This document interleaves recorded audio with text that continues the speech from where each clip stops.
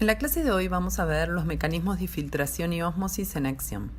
Los objetivos de la clase serán entender la relación entre el coeficiente de reflexión de Staberman y la permeabilidad de una membrana, comprender la diferencia entre la presión osmótica de una solución y su presión osmótica efectiva, manejar los conceptos de osmolaridad y tonicidad y comprender el interjuego de presiones en los capilares extrarrenales como determinantes del movimiento de fluido desde y hacia el capilar.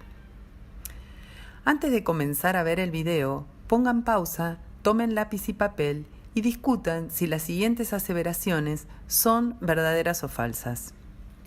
¿Terminaron? Comencemos entonces. A ver, Paula. La osmolaridad de una solución es la cantidad de partículas osmóticamente activas. ¿Verdadero o falso? Verdadera. Explícame entonces qué quiere decir osmóticamente activa. Se trata de una partícula que es capaz de atraer agua. Eso no está bien. ¿Qué querés decir? ¿Que las partículas atraen agua? Tenés razón, creo que no entendí qué quiere decir osmóticamente activo, porque no lo puedo explicar. Esta opción es falsa. Para decir que una partícula es osmóticamente activa, se necesita sí o sí de la presencia de una membrana. Por lo tanto, la osmolaridad de una solución es la concentración de partículas totales en esa solución. Es decir, es el número de osmoles que contiene un litro de solución, y no más que eso. Pasemos a la siguiente. La osmolaridad de una solución es la concentración de cargas. ¿Verdadero o falso? Verdadera. ¿Así? Entonces, para un soluto que no tiene carga, como la glucosa o la urea, ¿no se puede expresar su concentración en osmolar? Uy, tenés razón. Entonces es falsa. La osmolaridad de una solución, como dijimos recién, es una forma de expresar su concentración independientemente de si el soluto tiene carga o no. Perfecto. Pasemos a la siguiente. La osmolaridad de una solución está dada principalmente por el sodio y sus aniones acompañantes. ¿Verdadero o falsa? Esta sí la sé, es falsa. Esto solo es válido para el plasma, en donde los solutos que más aportan al valor de osmolaridad son el sodio y sus aniones acompañantes. Muy bien, Paula. Pasemos a la siguiente. La osmolaridad de una solución es equivalente a la presión osmótica. ¿Verdadera o falsa? Creo que es verdadera, pero igual no entendí bien el concepto de presión osmótica. No, esta opción es falsa. La presión osmótica depende de la osmolaridad, pero no es equivalente. Recordemos qué es la presión osmótica. Supongamos que tenemos dos compartimientos. En uno tenemos agua pura y en otro solución fisiológica 300 miliosmolar, separados por una membrana semipermeable, es decir, una membrana permeable al agua y no a los solutos. El agua se moverá siguiendo su gradiente de concentración, que es inverso al del soluto, desde A hacia B, aumentando el nivel en B. Si colocamos un émbolo en B y ejercemos una presión hacia abajo hasta volver al nivel inicial, esta presión hidrostática que ejercí es equivalente, pero en sentido contrario, a la presión osmótica generada por la solución y se calcula con la ecuación de Van Hoff, siendo pi, la presión osmótica, igual a la osmolaridad por R por T. Si en lugar de agua tuviéramos a ambos lados de la membrana dos soluciones de cloruro de sodio de diferente concentración, por ejemplo 100 miliosmolar en A y 300 miliosmolar en B, se genera una diferencia de presión osmótica entre ambos compartimientos llamada delta de presión osmótica, que es directamente proporcional a la diferencia de osmolaridad entre los dos compartimientos, y el agua se moverá entonces por ósmosis de A hacia B. La ecuación que representa esto se define como diferencia de presión osmótica delta pi es igual a la diferencia de concentración osmolar delta ohms por R por T. Pasemos a la última aseveración. La presión osmótica es equivalente a la presión osmótica efectiva. ¿Verdadero o falso? No sé qué es la presión osmótica efectiva, eso no lo vimos la clase pasada. Lo que vimos hasta ahora es una membrana semipermeable que deja pasar agua pero no soluto. En este caso hablamos de presión osmótica teórica para un soluto impermeable. Pero en realidad existen distintos solutos con diferentes permeabilidades. Entonces, la presión osmótica teórica debe ser corregida por un coeficiente llamado coeficiente de reflexión de Staberman, que se simboliza con la letra sigma. ¿Y qué es el coeficiente de reflexión de Staberman? El coeficiente de Staberman nos da idea de cuán impermeable es un soluto a una determinada membrana. Entonces, cuando un soluto se enfrenta a una membrana y es impermeable a ella, por ejemplo, el soluto amarillo, este se refleja totalmente y el sigma vale 1. En este caso, la presión osmótica efectiva es igual a la presión osmótica teórica. Si el soluto es totalmente permeable, como en el caso del soluto verde, la reflexión es nula, el sigma vale 0 y la presión osmótica efectiva es igual a 0. Pero entre 0 y 1 tenemos una enorme variedad de posibilidades.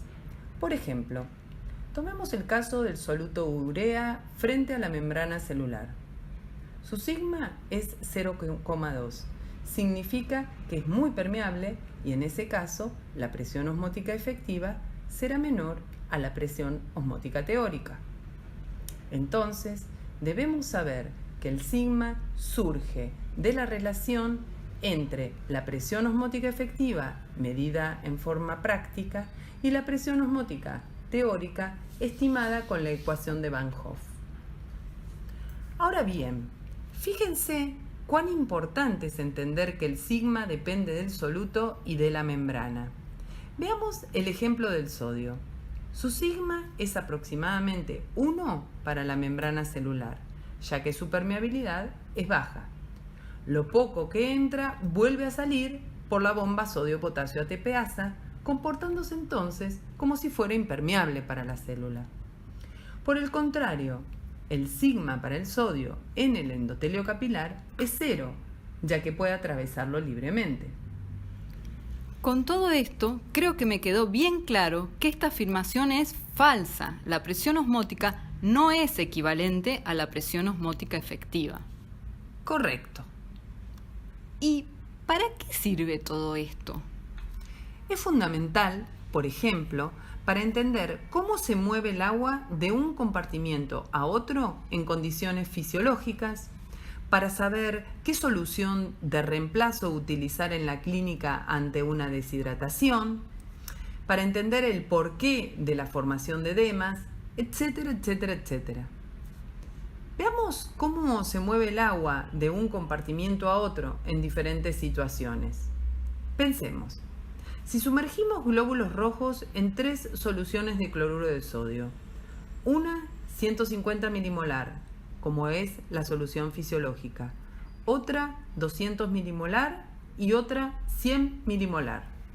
¿Qué ocurrirá con el volumen de los glóbulos rojos en cada caso? Para poder contestar esto primero, tendríamos que calcular la osmolaridad de cada una de las soluciones. Entonces, como la osmolaridad es igual a la molaridad por el número de partículas, como el cloruro de sodio se disocia en 2 partículas, la que es 200 milimolar será 400 miliosmolar, la de 150 milimolar será 300 miliosmolar y la de 100 milimolar será 200 miliosmolar. ¿Y cómo son las osmolaridades de esas soluciones respecto al plasma que es 300 miliosmolar? La 400 miliosmolar es hiperosmótica con el plasma, la 300 miliosmolar es isosmótica con el plasma y la 200 miliosmolar es hiposmótica. ¿Y qué va a pasar entonces con el volumen de los glóbulos rojos al sumergirlos en cada una de ellas? El volumen de los glóbulos rojos sumergidos en la isosmótica no cambiará, ya que no hay un gradiente osmótico. El volumen de los glóbulos rojos sumergidos en una solución hiperosmótica disminuirá, saliendo agua a favor del gradiente osmótico. Lo contrario ocurrirá en una solución hiposmótica, donde el agua entrará a favor del gradiente osmótico, aumentando el volumen celular. Muy bien. Entonces, podemos decir que la solución de cloruro de sodio 300 miliosmolar es, además de isosmótica con el plasma, isotónica, porque no genera cambio de volumen celular. La solución de cloruro de sodio 400 miliosmolar es hipertónica porque genera disminución del volumen celular. Y la solución 200 miliosmolar de cloruro de sodio es hipotónica porque genera aumento del volumen celular. ¿Todas las soluciones isosmóticas son isotónicas como la de cloruro de sodio? ¿300 miliosmolar? No. Veamos otro ejemplo.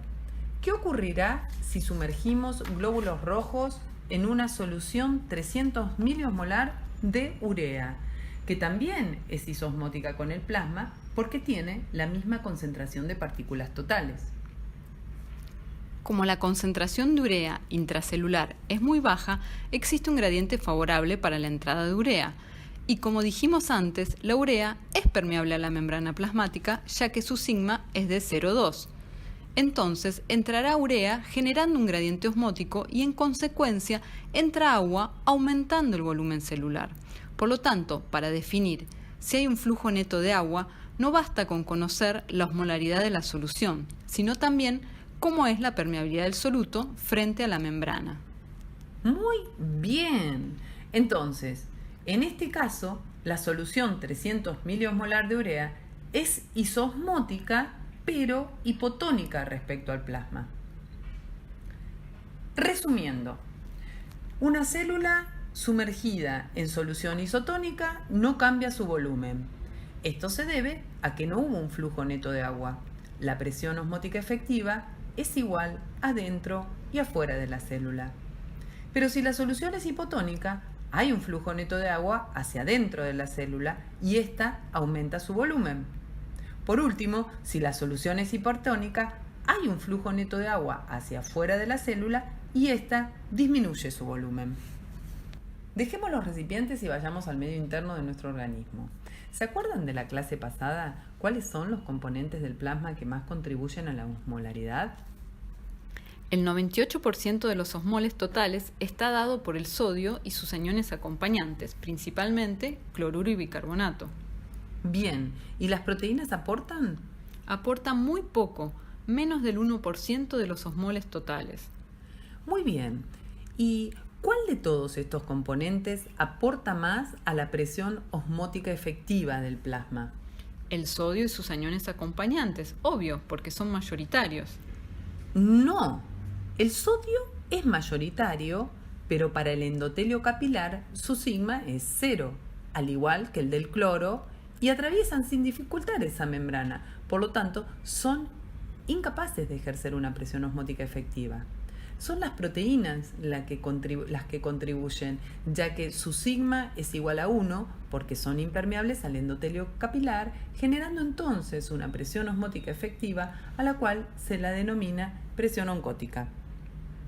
¿Y esa presión oncótica va a generar movimiento del líquido intersticial hacia el interior del capilar?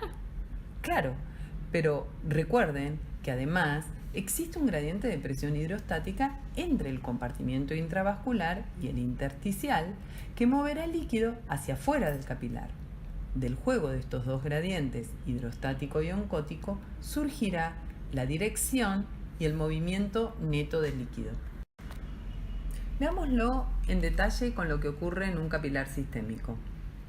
Existe una presión hidrostática en el capilar que tenderá a mover líquido hacia el intersticio.